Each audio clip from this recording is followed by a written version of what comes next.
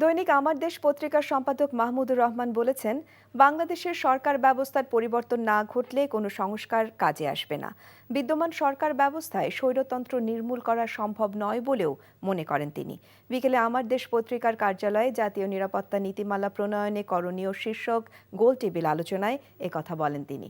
এ সময় বক্তারা বলেন, বিগত ১৬ বছরে সশস্ত্র বাহিনীকে নানা অনিয়মের মাধ্যমে ধ্বংসের পর্যায়ে নিয়ে যাওয়া হয়েছে। বিশেষ করে এই বাহিনীকে রাজনৈতিক হাতিয়ার হিসেবে ব্যবহার করা হয়েছে।